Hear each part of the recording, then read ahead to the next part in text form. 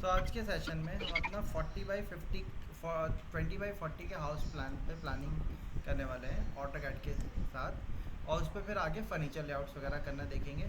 तो इसके लिए सबसे पहले हम अपना एक लेआउट लेते हैं, और उसके लिए सबसे पहला काम ऑटोकैड में जब भी हम प्लानिंग कर रहे हैं तो सबसे पहले यूनिट सेट करते हैं। यूनिट सेट करने के लिए यूएन एंटर किया हमने। लेंथ टाइप को यहाँ से हमने चेंज करके इंजीनियरिंग कर दिया। प्रेसीजन वैल्यू को पॉइंट के बाद 2 यूनिट कर दिया। यूनिट्स को यहाँ से इंचेस कर दिया। इतना करने के बाद ओके किया, यूनिट सेट हो गई हमारी। देन डी एंटर किया हमने। डी एंटर करने के बाद हम किस में गए, मॉडिफाई में। मॉडिफाई पे जाने के बाद प्राइमरी यूनिट्स पे गए, यहाँ से भी हमने इसको इंजीनियरिंग किया। प्रिसीजन वैल्यू को चेंज किया, ट्रेलिंग बंद किया। टेक्स्ट हाइट को यहाँ से हमने बढ़ा दिया, 6 इंचेस कर दिया। एरो को शेप को भी हमने यहाँ से चेंज कर दिया। एरो साइज को भी हमने 6 कर दिया। देन मैंने क्या किया, लाइन पे गया। यहाँ पे एक ऑप्शन होता है एक्सटेंशन लाइंस का, इसमें जाके मैंने इनको 3 किया।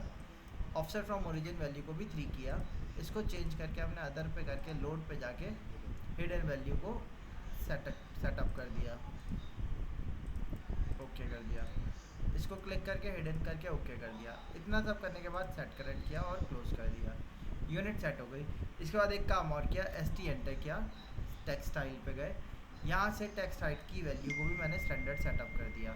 इतना करने के बाद अप्लाई करा, सेट करंट और क्लोज कर दिया।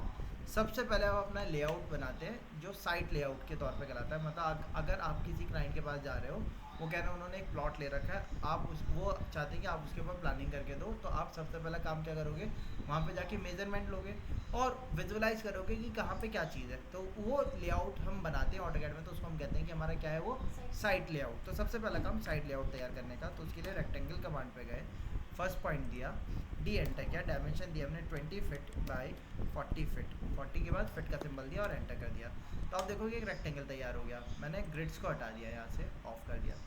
अब इसके साथ साथ आप इनकी डायमेंशन भी दिखा दो। ये 20 फिट हो गया, ये 40 फिट हो गया। अब सारी साइड्स ज़रूरी नहीं है सेम साइड सेम लेंथ की हो, तो इसलिए हमें चारों तरफ की डायमेंशन वैल्यूज दिखानी पड़ती हैं। मैंने एक काम और किया, लाइन टाइप स्केल पे गया, LTS एंटर किया। लाइन टाइप स्केल को मैंने यहाँ से बढ़ा दिया, 25 कर दिया, जिससे ये डॉटेड शेप प्रॉपर दिखने लगे हमें। इतना करने के बाद मैंने टेक्स्ट कमांड लिया, टी एंटर किया, फर्स्ट पॉइंट दिया, सेकंड पॉइंट दिया। जैसे आप देखोगे मैंने टेक्स्ट कमांड दिया, मैंने 6 इंचेस अभी सेटअप नहीं किया, बट ऑटोमेटिकली सेट हुआ हुआ रहा है। क्यों? क्योंकि मैंने टेक्स्ट स्टाइल को जाके सेटअप कर दिया।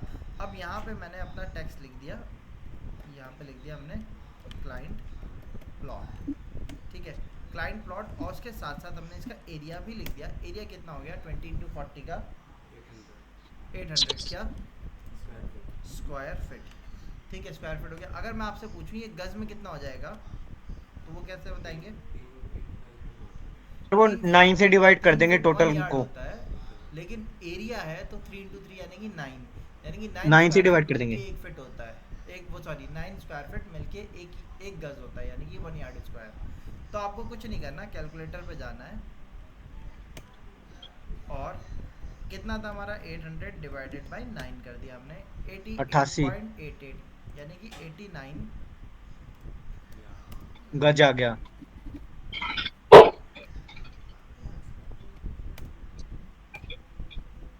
89 गज।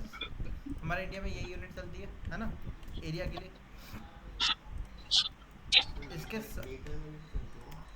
कमर्शियल प्लॉट चलते हैं मीटर में। नीचे इसी टेक्स्ट को मैंने कॉपी करके लिखा, और इसको मैंने चेंज कर दिया। ये आगे की तरफ हमने बता दिया भाई क्या है, हमारा मेन रोड है।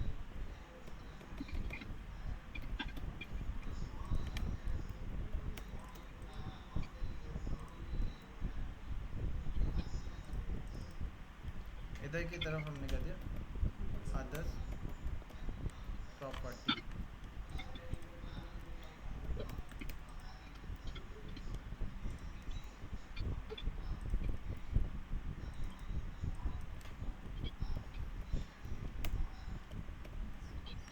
हमने इधर की तरफ कर दिया कि यहाँ क्या है, हमारा ओपन स्पेस है।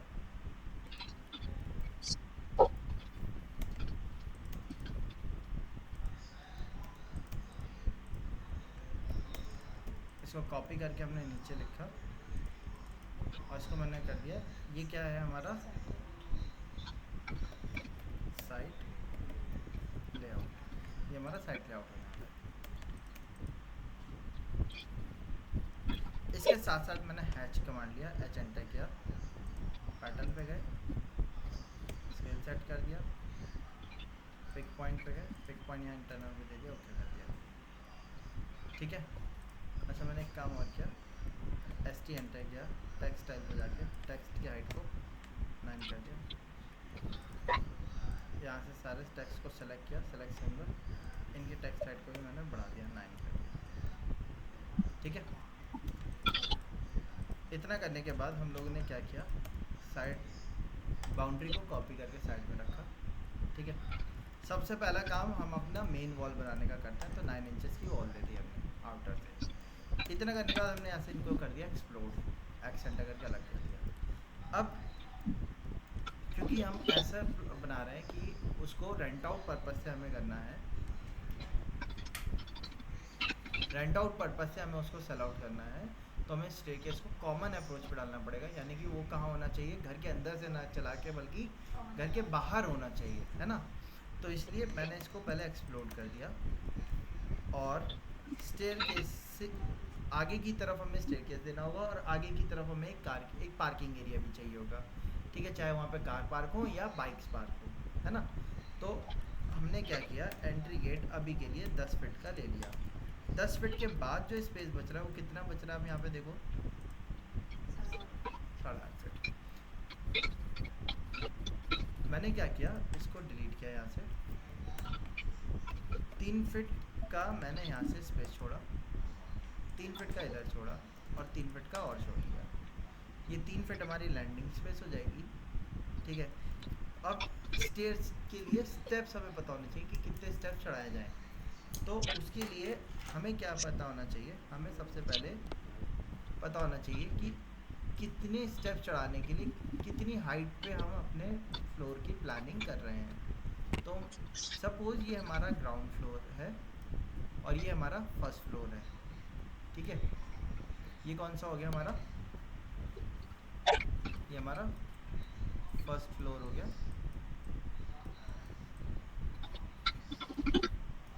और ये हमारा क्या हो गया, ग्राउंड फ्लोर। Plinth level.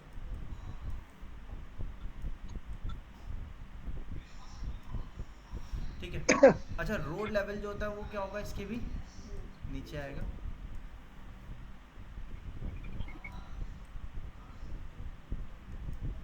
है ना,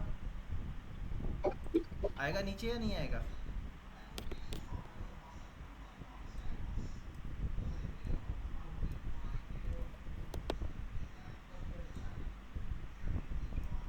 मैं कंफ्यूजन से बचने के लिए इसको लिख देता हूँ। हाँ ग्राउंड फ्लोर। ठीक है।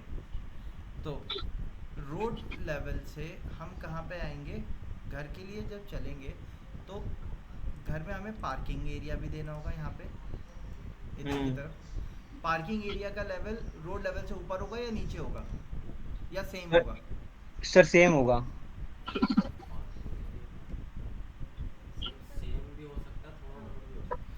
होना क्या सर चाहिए, क्या चीज़ ज़्यादा बेटर है, ऊपर होना सर ज़्यादा बेटर है, सर हल्का सा, ऊपर, वैसे तो ऊपर होना बेटर है, क्या है कहते हैं, ना, अगर क्योंकि पार्किंग पानी का एरिया। फ्लो, क्योंकि उसी के नीचे आपके सेप्टिक टैंक वगैरह होंगे, है ना। हाँ जी हाँ जी हाँ तो जी। अब वो तो एक बार कंस्ट्रक्शन हो गया तो बार बार उठेंगे तो नहीं, है ना। हम्म।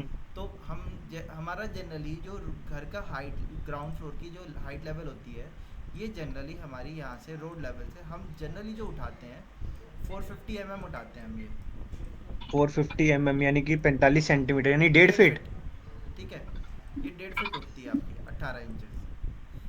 लेकिन अगर कहीं सोसाइटी पूरी नहीं डेवलप हो रही है, पूरा मतलब आसपास खेत पड़े हुए हैं, अब ऐसे में जब आप अपना घर लेवल बनाओगे तो आप उसको कम से कम 3 फीट ऊपर उठाना, क्योंकि क्या होगा कि जब नई सोसाइटी, पुरानी बनी हुई सोसाइटी है तो उसमें क्या है, पहले से लेवल उसके रोड पड़ चुकी है, सीवर लाइन पड़ चुकी होगी, सीवर लाइन पड़ चुकी होगी, वाटर लाइन पड़ चुकी होगी, तो वो सारे काम दोबारा तो होंगे नहीं, और होंगे तो वो खुद के दोबारा से किए जाएंगे।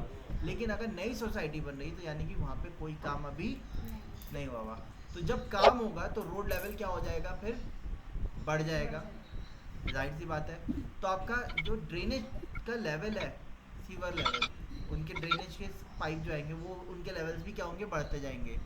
तो अगर आपने इनिशियल आप ऐसी जगह पे प्लान कर रहे हो जहाँ पे सराउंडिंग में क्या है आपका, हाँ, तो वहाँ पे क्या होगा, वाटर लॉगिंग होने लगेगी, आपका हाउस लेवल नीचे चला जाएगा, और 5 साल 10 साल बाद आपके बाकी के साइड वाले हाउस लेवल क्या हो जाएंगे, ऊपर चले जाएंगे। इसीलिए हम लोग क्या करते हैं कि अगर ऐसे एनवायरनमेंट में प्लानिंग कर रहे हैं हम, तो हमें कितना ऊपर लेके जाते हैं हम, 1.5 फीट। तो हाँ 3 फीट लगभग लेके जाते हैं, 2.5 फीट 3 फीट ऐसे लेके जाते हैं। लेकिन अगर प्री प्लान सोसाइटी है तो हम जनरली 1.5 फीट ही रखते हैं उसको, ठीक है। Pre 1.5 feet plan. में भी क्या करते हैं हम, ग्राउंड का लेवल 1.5 फीट रहेगा, जो पार्किंग है वो उससे एक स्टेप डाउन कर देते हैं, 6 इंचेस, यानी कि ये यहाँ से डाउन हो जाती है, ठीक है। तो रोड से जो इसकी हाइट बचती है वो कितनी बचेगी, 12 इंचज। 12 इंचेस, यानी कि 1 फीट, यानी कि दो में कितना हो गया, 300 mm। 300 ये चीज़ क्लियर है। तो यस पार्किंग का सर। लेवल घर के लेवल से एक स्टेप ऊपर नीचे डाउन होता रख, है। नीचे रखा है, ऊपर नहीं रखा है, डाउन रखा है, हाँ, नीचे रखा है। ठीक है। अच्छा, प्रोसेस भी ठीक रहेगा, घर ऊपर है पार्किंग नीचे है, आपने घर की सफाई करी, पानी सारा आपने कहाँ निकाला, पार्किंग में, पार्किंग से कहाँ गया, बाहर, आपका सीवर लाइन में चला गया, ठीक है। इसलिए हम लोग क्या करते हैं, पार्किंग लेवल को एक स्टेप डाउन रखते हैं। डाउन अच्छा, रखते हैं। अब स्टेयरकेस डिज़ाइन करने के लिए हमें पहले ये पता होना चाहिए कि एक फ्लोर से दूसरे फ्लोर की कितनी हाइट हमारी जा रही है। 10 स्टैंडर्ड फीट हाइट जाती है। हमारी कितनी होती है, 10 फीट। 10 फीट होती है, यानी कि इंचेस में कितना हो गया, 100 mm। 120 इंचेस। अब स्टेयरकेस चढ़ने के लिए हमें किस चीज़ की ज़रूरत होती है, राइजर। राइजर। राइजर स्टैंडर्ड हमारा 6 इंचेस का होता है, 6 इंचज का होता है। जिसमें हम अपना फुट रखते हैं, उसको कहते हैं ट्रेड। ये होती है आपकी 10 इंच, स्टैंडर्ड 10 इंचेस, और ये आपका 12 इंचेस तक जा सकता है, तो 20 ठीक है। स्टेप्स हो जाएंगे टोटल। अगर हम 6 इंचेस का राइजर लेते हैं तो 20 स्टेप आएंगे, 10 10 इंची की अगर मैं यहाँ पे 20 स्टेप देता हूँ, आप देखो मैंने एक काम किया, टी आर डबल एंटर करके इसको ट्रिम कर दिया, ऑफ सेट पे गया, 10 इंची का पहला स्टेप दिया, 1 2 3 4 5 6 7 8 9 10, मैंने 10 स्टेप दे दिया, 10 इधर आ जाएंगे, 10 इधर आ जाएंगे, तो टोटल 20 स्टेप हो जाएंगे। लेकिन इतने स्टेप देने के बाद ये जो स्पेस बच रहा है, कितना बच रहा है आप देखो, 60 feet 2 inch. 7 feet 2 inch. 7 feet 2 inch में कार चली जाएगी क्या हमारी, नहीं जा सर पाएगी, गेट छोटा हो जाएगा, है ना। कम से कम 8 फीट तो प्लस होना ही चाहिए गेट के लिए, 8 फीट प्लस होना चाहिए, 9 फीट फिर भी चल सकता है, ठीक है, 9 फीट 9.5 फीट चल सकता है, छोटी गाड़ी भी नहीं जा पाएगी। आप कार बिल्कुल कभी भी स्ट्रेट नहीं लेके जा सकते, आपको कार को बेंड करके लेके जाना होता है। 6 फीट की इसको तो कहते कार हैं। होगी, तो बेंड कैसे कर लोगे 1 फीट के अंदर, अच्छे से अच्छा ड्राइवर नहीं बेंड कर पाता।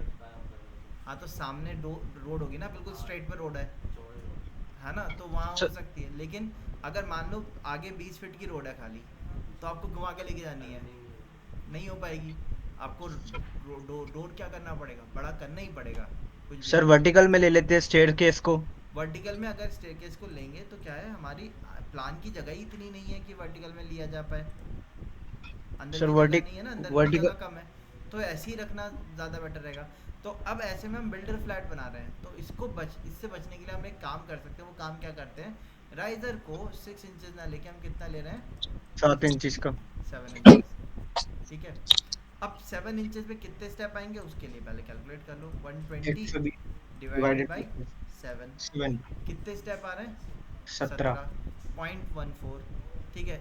अब 0.14 तो बनेंगे नहीं स्टेप, तो आप ऐसा कर लो, 120 को डिवाइड कर दो 17 से, तो कितने इंची का एक स्टेप बैठ रहा है हमारा, 7.06 इंच का एक स्टेप बैठ रहा है ना, 7.06 का एक स्टेप बैठ रहा है हमारा। तो अब ऐसे में जब हम टॉप से देखेंगे तो हमें तो ट्रेड ही दिखती है ना, राइजर तो दिखना नहीं है, हमने यहाँ से ऑफसेट कर दिया, कितने स्टेप चाहिए हमें टोटल, 17। 17 में देखो क्या होगा एक्चुअली, आपका 17 स्टेप्स में सर 8 इधर हो इसका जाएंगे, 8 इधर हो एक जाएंगे, ऊपर मिनट लैंडिंग एक में मिनट एक्स्ट्रा कर बेटा, देंगे। एक मिनट, यहाँ पे आपका स्लैब पड़ा होगा, ऊपर भी तो स्लैब होगा, है ना, तो एक स्टेप आपका उस स्लैब के अंदर भी आएगा, तो हमें कितने स्टेप बचे हमारे, 16। 16 बचे। 16 को अगर इक्वल डिवाइड करेंगे तो 8 एक तरफ 8 एक तरफ आएंगे स्टेप्स हमारे, ऐसे ही होगा, ठीक है। लेकिन हमारा स्टेयरकेस कहाँ पे है, कार पार्किंग वाले एरिया में, कार पार्किंग वाले एरिया में ही तो है, जब क्योंकि कार पार्किंग वाले एरिया में है तो एक स्टेप वो भी उसका क्या होगा, इंक्लूड होगा या नहीं होगा, होना चाहिए ना भाई। आप देखो स्टेयर्स तो हमारा यहीं से चढ़ रहा है ना, यहाँ से चढ़ेगा स्टेयर्स ऊपर की तरफ, है ना। तो एक स्टेप इसका भी तो हमें काउंट में लेना पड़ेगा एक्स्ट्रा। तो टोटल इंचेस कितनी हमें चढ़ानी होंगी, 126। 126 हम दोबारा से कैलकुलेट करते हैं, 126 डिवाइडेड बाई 7, कितने स्टेप्स आ रहे हैं, 18। 18 मतलब क्या हो गया, एक स्टेप तो आपका इसके अंदर चला जाएगा, तो इसको हम बोलेंगे कि कितने स्टेप्स लगेंगे हमारे। सर एक बार ये चीज समझ में नहीं आई, क्या कह रहे थे आप?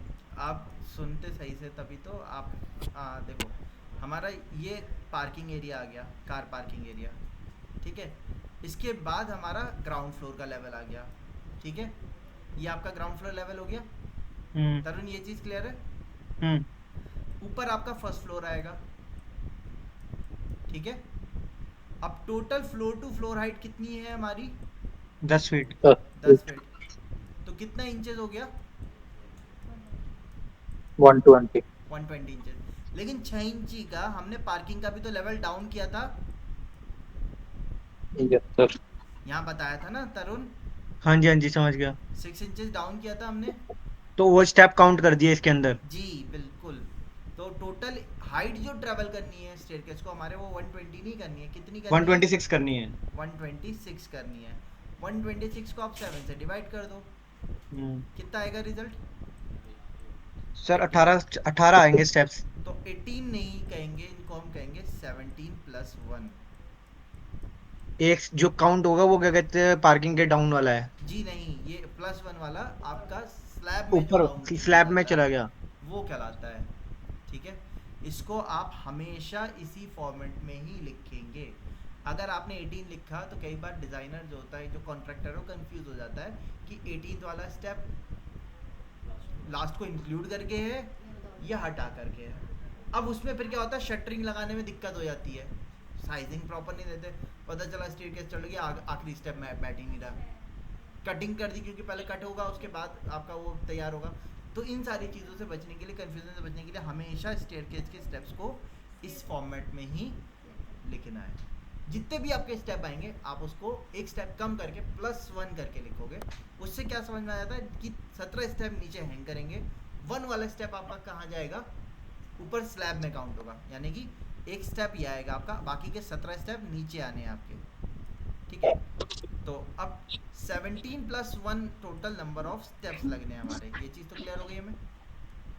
17 में हाफ हाफ तो नहीं किया जा सकता, 17 का किया जा सकता है क्या, ऑब्वियसली नहीं कर सकते। लेकिन एक स्टेप हमारा लैंडिंग का भी तो आएगा ना, तो 17 में से एक और चला गया, कितने बचे, 16। 16 को हाफ कर लो, कितने हो गए, 8 16 8 का हाफ कितना हो गया, 8 8। ऑफसेट पे गए 10 इंचेस पे, 1 2 3 4 5 6 7 8 स्टेप्स हो गए।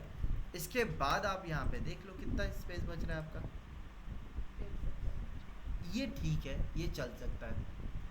अगर और भी कम करना हो तो एक काम और किया जा सकता है कि 10 इंची की जगह पे हम 9 इंची का स्टेप देते हैं, क्योंकि बिल्डर फ्लैट है तो काम चल सकता है, लेकिन कॉमर्शियल होता तो नहीं चलता, ठीक है। और कॉमर्शियल में दिक्कत ही नहीं आती क्योंकि कॉमर्शियल प्लॉट बड़े होते हैं, है ना, तो वहाँ इस तरीके की दिक्कत नहीं आएगी कि स्पेस कम पड़ रहा है, गेट देना है तो इधर बढ़ा दो या कम कर दो, ठीक है। हाँ जी, क्या हो गया,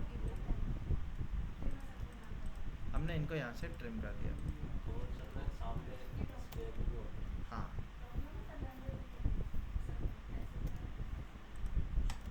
यहाँ से हमने इसकी वॉल दे दी। अच्छा, अब जब गेट खोलेगा तो स्टेयर्स को कहीं ना कहीं से चढ़ना तो होगा, कहाँ से चढ़ा जाए, इधर से चढ़ के ऊपर चला जाए या यहाँ से चढ़ के इधर आया जाए,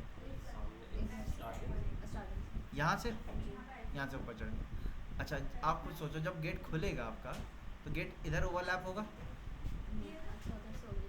तो किधर से ज़्यादा बेटर है चढ़ना, इधर से चढ़ना बेटर रहेगा। जब गेट खोलोगे आप, खुलेगा तो डिस्टेंस लेगा ना, कवर करेगा ना डिस्टेंस, या नहीं करेगा, वो बात अलग है अगर स्लाइडिंग दे रहे हो तो,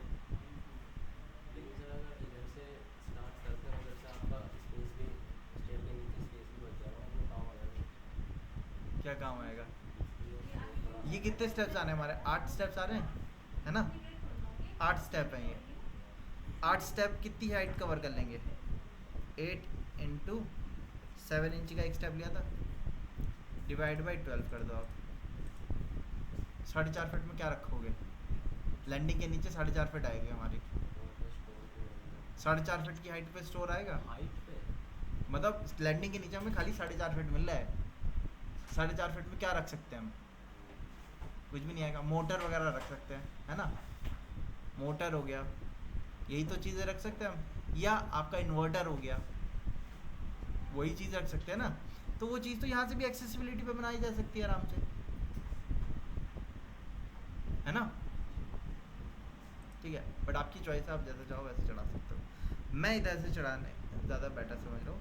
तो अब जिधर से हमारा स्टेयरकेस चढ़ रहा है, इसको बताने के लिए हमने क्या किया? लीडर लाइन का इस्तेमाल किया, एल एंटर किया, क्विक लीडर। फर्स्ट पॉइंट यहाँ दिया, सेकंड पॉइंट यहाँ दिया, थर्ड पॉइंट यहाँ पे दिया, एस्केप करके लाइन से मैंने यहाँ से ये चढ़ा दिया। ठीक है, टेक्स्ट कमांड लिया मैंने, टी एंटर किया, यहाँ से टेक्स्ट लिखा और यहाँ से मैंने इसको लिख दिया अप, यानी कि किधर जा रहा है ये? अपवर्ड।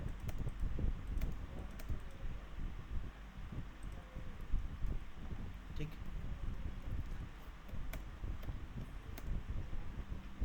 यहाँ से 15 फीट मैंने ऑफसेट कर दिया था, इसको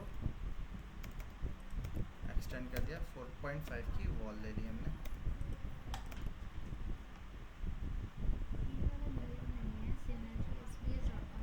हाँ वही मैं क्लास ले रहा हूँ, फिर उसका वहाँ चलना है।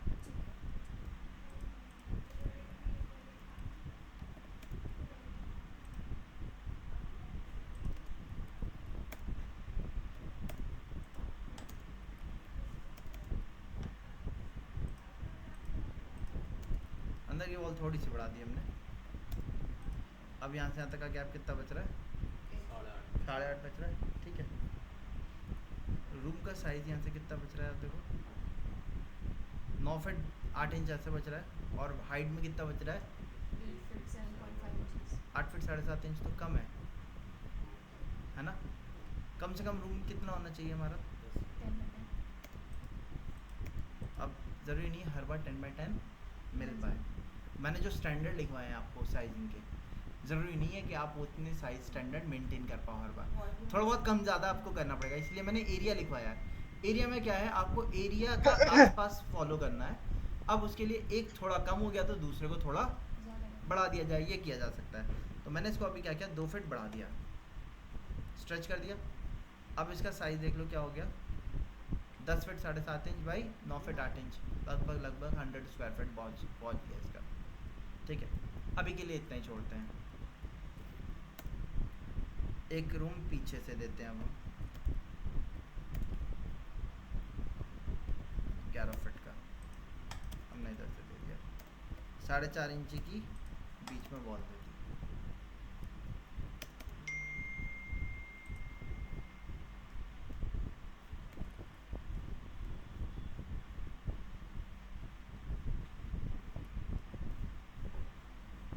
ठीक है, इसको मैंने आगे एक्सटेंड किया और मैंने यहाँ से 3 फीट का स्पेस छोड़ दिया एंट्री के लिए। अंदर से मैं अंदर से एंटर भी तो करना है हमें। अब ये जो स्पेस बच रहा है हमारा, ये कितना बच रहा है? आप देखो 6 फीट 8 इंच, और ये कितना बच रहा है? 9 फीट 9 इंचेस।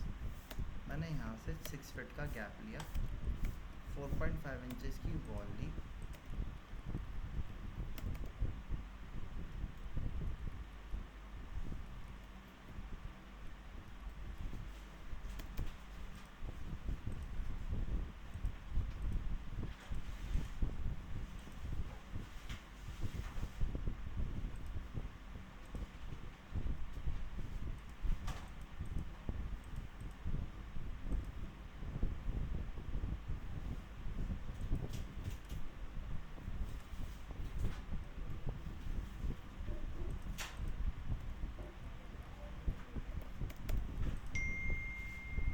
आ रहा है।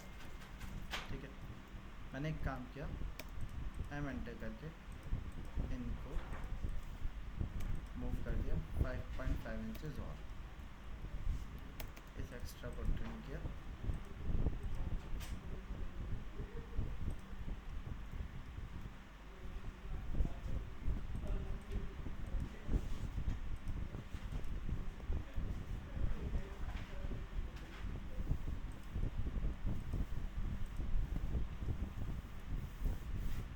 ठीक है,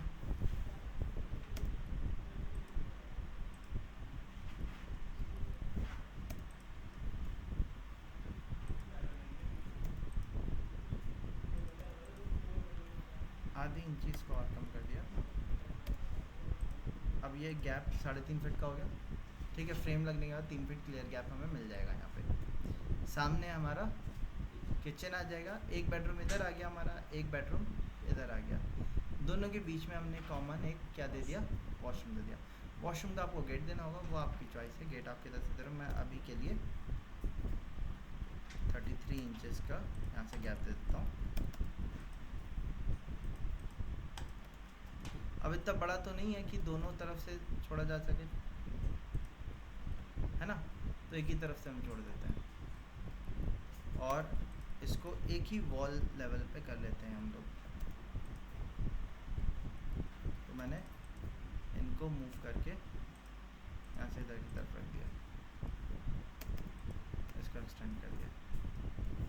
ये आपका वॉशरूम एरिया हो गया, कॉमन वॉशरूम। ठीक है,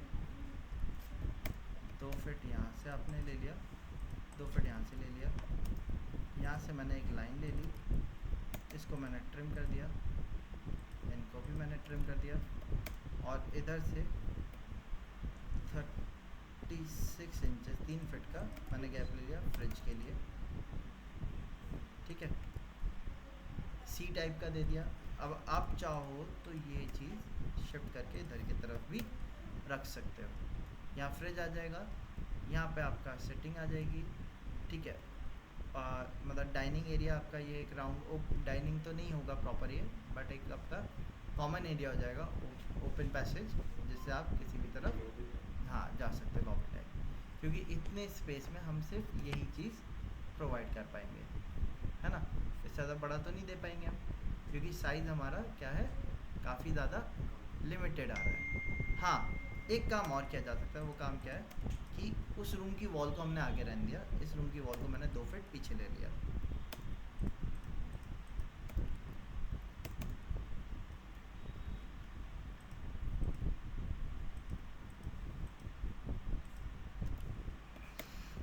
अब मैंने इसको 3.5 फीट का गेट दे दिया। ठीक है, ये गेट यहाँ पे खुल जाएगा, ये एरिया थोड़ा सा बढ़ जाएगा आपका, तो यहाँ पे आप सोफ़ा सेटिंग वगैरह प्रोवाइड कर सकते हो। इस वॉल पे सामने आपका बीच में मिडिल में टीवी यूनिट आ जाएगा। ठीक है, इस तरीके से आप लेके चल सकते हो अगर चाहो तो। और